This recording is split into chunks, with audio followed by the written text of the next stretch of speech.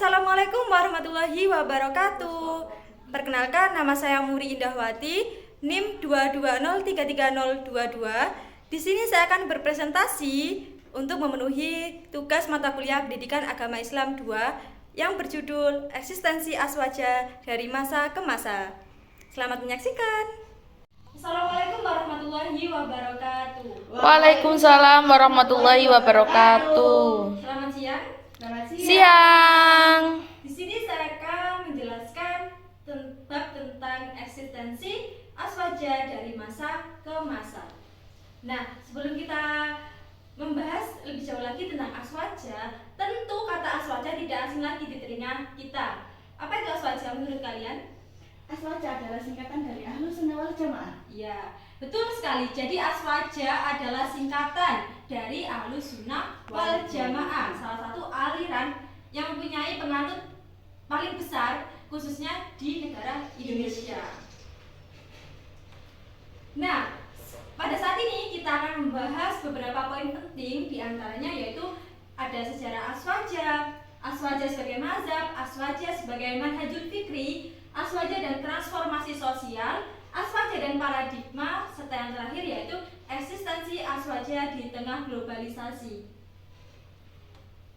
Kita masuk pada poin yang pertama yaitu sejarah aswaja. Jadi seperti apa sih bagaimana bisa terlahirnya aswaja ini? Jadi aswaja itu lahir karena respon atas munculnya kelompok-kelompok ekstrim pada saat itu, di mana mereka terjadi pertikaian dalam memahami dalil-dalil agama, yaitu terjadi pertikaian antara Khalifah Ali bin Abi Thalib dengan gubernur Damaskus yaitu Muawiyah bin Abi Sufyan, yang pada akhirnya mengakibatkan dengan tahkim atau arbitrase yang mengakibatkan pendukung Ali terpecah menjadi dua kubu besar, yaitu Khawarij dan Syiah. Betul sekali. Lanjut. Aswaja sebagai mazhab. Mazhab apa itu mazhab? Ya, aliran boleh, aliran atau anutan. Di Indonesia sendiri kita tentu sudah tidak asing lagi dengan kata-kata mazhab, di mana pada mazhab tersendiri terdapat imam-imam yang terkenal. Ada yang bisa menyebutkan? Ada 4. Ya, betul sekali. Siapa? Imam Hanafi, Imam Hambali, Imam Syafi'i, dan Imam Maliki. Ya, sangat betul sekali. Nah, bagaimana sih peran atau pandangan aswaja di dalam permazhaban? Jadi, ajaran Islam sendiri merupakan ajaran yang sempurna, yang bersifat universal. Maka dari itu, aswaja sendiri perlu berpedoman pada salah satu mustahid atau imam-imam tadi untuk menginterpretasikan dari sumber utamanya supaya mendapatkan hasil yang lebih akurat. Yang dimaksud dengan sumber utama yaitu Al-Quran dan hadis atau as-sunnah.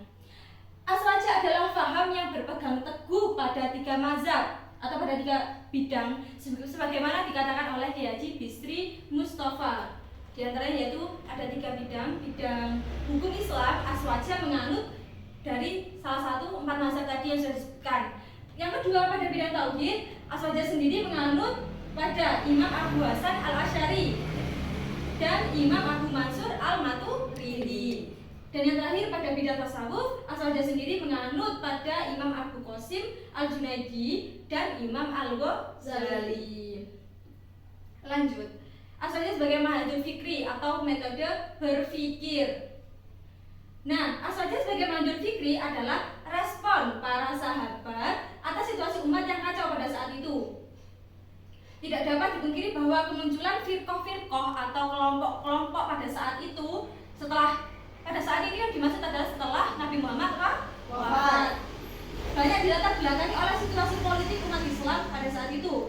Setelah wafatnya Nabi, para pemimpin muslim harus menentukan bentuk umat seperti apa yang harus mereka pilih. Jadi pada saat setelah Nabi meninggal, itu dimulainya pertikaian antara golongan satu dengan golongan lain karena bertikai dalam beberapa bidang, diantaranya ada yang pemilihan siapa yang menggantikan setelah Nabi, pemimpinnya, dan lain-lain, kepengurusan pemerintahan pada saat itu. Selanjutnya ada aswaja dan transformasi sosial.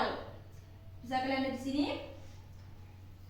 Jadi transformasi sosial dapat merujuk pada perubahan atau perkembangan dalam masyarakat yang dapat mempengaruhi berbagai aspek kehidupan, termasuk dalam aspek agama. Di sini ada beberapa cara agar aswaja dan transformasi sosial dapat terus berkesinambungan. Di antaranya yang pertama yaitu pengaruh terhadap norma sosial. Aliran aswaja dapat mempengaruhi norma sosial dalam masyarakat Muslim. Mereka mendorong praktik-praktik Islam yang lebih tradisional dan mengikuti sunnah Nabi Muhammad SAW. Transformasi sosial dapat menciptakan perubahan dalam norma-norma sosial ini, baik bersifat positif maupun bersifat negatif. Yang kedua yaitu adaptasi terhadap perubahan. Jadi di sini aswaja itu juga adaptasi terhadap perkembangan zaman, meskipun ajarannya tetap mempertahankan nilai-nilai tradisional, namun dia masih bisa mengikuti perkembangan zaman. Yang ketiga yaitu pertumbuhan dan penyebaran aliran. Di sini aswaja terus berkembang, tumbuh dan terus berkembang di berbagai wilayah, bahkan di seluruh dunia. Yang keempat yaitu peran dalam masyarakat, di mana aswaja juga dapat berperan dalam transformasi sosial dengan cara mengedepankan nilai-nilai yang mereka anut dalam konteks masyarakat yang berubah. Mereka dapat menjadi agen perubahan yang mempromosikan nilai-nilai keadilan sosial, persatuan, dan moralitas. Seperti kita ketahui sendiri di Indonesia bahwa aliran aswaja itu terkenal dengan aliran yang damai, agamis, tidak pernah terjadi kericuhan. Itu adalah beberapa bentuk pengajaran yang diajarkan oleh aliran Ahlussunnah wal Jamaah. Selanjutnya ada aswaja dan paradigma. Apa itu paradigma? Tidak tahu. Paradigma itu bisa dikatakan, kata sederhananya paradigma adalah pandangan. Aswaja adalah salah satu paradigma dalam Islam yang mengacu pada pemahaman agama yang berdasarkan pada tradisi Nabi Muhammad SAW, Al-Quran, dan ijma atau konsensus umat muslim. Ini adalah salah satu dari beberapa pendekatan interpretatif dalam Islam. Paradigma aswaja sendiri mengedepankan keyakinan pada 6 prinsip utama. Jadi ada 6 prinsip di sini. Ada prinsip tauhid, risalah, akhirat, adil, khilafah, dan istihad. Bisa kalian baca sendiri, yaitu tauhid tentang kepercayaan kepada satu Tuhan, Allah Subhanahu wa taala. Yang kedua ada risalah, yaitu keyakinan pada kenabian dan percaya bahwa Nabi Muhammad adalah penutup para nabi. Kemudian ada akhirat, percaya pada adanya hari kiamat, adanya perhitungan di akhirat nanti. Kemudian ada adil, yaitu percaya bahwa setiap yang terjadi pasti ada kehendak Tuhan atau keadilan Allah dalam segala apa yang terjadi. Ada khilafah atau kepemimpinan. Jadi umat Islam itu juga harus berkontribusi dalam pemilihan kepemimpinan. Kita harus percaya bahwa kita juga membutuhkan sosok pemimpin. Yang terakhir yaitu istihad atau kemampuan untuk beristihad, yaitu mengambil keputusan berdasarkan interpretasi hukum Islam. Nah, yang terakhir yaitu eksistensi aswaja di tengah globalisasi. Seperti kita ketahui bahwa zaman akan terus berkembang, mulai dari teknologi dan lain-lain, semuanya akan berkembang semakin canggih dan semakin canggih dan semakin maju. Nah, setelah melalui evolusi panjang, aswaja sekarang ini menjadi mayoritas umat Islam yang tersebar, mulai dari Jakarta yang ada di Indonesia hingga Casablanca di Maroko. Nah, sementara di Asia sendiri, Khawarij menemukan tanah pijaknya dengan sikap-sikap keras dalam mempertahankan dan menyebarkan keyakinan. Di Indonesia sendiri, aswaja kurang lebih sama dengan Nahdliyin atau Nahdlatul Ulama. Meskipun Jamaah Muhammadiyah adalah juga aswaja dengan sedikit perbedaan pada praktik dalam hukum-hukum fikih. Artinya, arus besar umat Islam di Indonesia adalah aswaja. Yang paling penting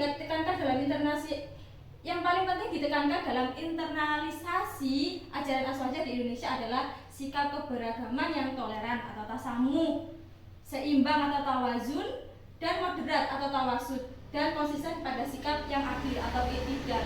Jadi aswaja itu sebenarnya itu sebuah aliran aswaja. Jadi Muhammadiyah juga beraliran aswaja sebetulnya, karena aswaja sendiri adalah ahlun sunnah wal jamaah, artinya sekumpulan orang yang mengikuti sunnah-sunnah Nabi. Jadi bukan hanya Nahdlatul Ulama, tapi memang lebih cenderung di Indonesia Aswaja itu dianut oleh sebagian besar penganut Nabi. penganut golongan Nahdlatul Ulama. Ini bisa kalian lihat kesimpulan yang bisa kita tarik pada presentasi kali ini, yaitu yang pertama, eksistensi Aswaja telah bertahan sejak awal sejarah Islam, terutama setelah wafatnya Nabi Muhammad SAW. Kelompok ini tetap memegang teguh ajaran-ajaran yang berasal dari Nabi dan generasi-generasi awal umat Islam. Yang kedua, Aswaja memegang prinsip-prinsip konservatif dalam agama Islam, menjadikan Al-Quran dan hadis sebagai sumber utama ajaran. Mereka menjunjung tinggi khilafah 4 khalifah pertama sebagai panutan dalam kepemimpinan. Siapa itu 4 khalifah pertama? Abu Bakar As-Siddiq, Umar bin Khattab, Utsman bin Affan, Ali bin Abi Thalib, Atau Khulafaur Rasyidin. Yang ketiga, yaitu selama berabad-abad Aswaja telah mengalami berbagai perubahan dan perdebatan internal, menghasilkan beragam mazhab dalam pemahaman agama Islam. Meskipun begitu, inti dari ajaran dan prinsip-prinsipnya tetap utuh, yaitu tadi 6 prinsip. Selanjutnya yang terakhir yaitu Aswaja telah menjalani sejarah yang beragam, termasuk masa-masa kejayaan dan penindasan. Mereka telah berperan penting dalam penyebaran Islam di seluruh dunia. Dan yang terakhir yaitu eksistensi Aswaja tetap kuat dan relevan dalam konteks masa kini. Artinya ajaran Aswaja itu nggak ketinggalan zaman, meskipun bersifat tradisional, namun tetap bisa menyesuaikan dengan perkembangan zaman yang semakin maju. Oke, sekian dari sini. Ada pertanyaan? Ya, silakan. Di sini kan kakak sudah menjelaskan itu Aswaja secara panjang dan lebar. Iya. Tentunya Aswaja itu memiliki prinsip-prinsip di dalamnya. Tolong kakak sebutkan prinsip-prinsip yang ada di dalam Ahlus Sunnah wal Jamaah. Oke, tadi sudah saya sampaikan ya. Jadi, nah ini di dalam Aswaja itu ada 6 prinsip. Bisa dibaca kembali ya. Ada tauhid, risalah, akhirat, adil, khilafah, dan ijtihad. Sudah? Ada lagi? Tidak. Tidak.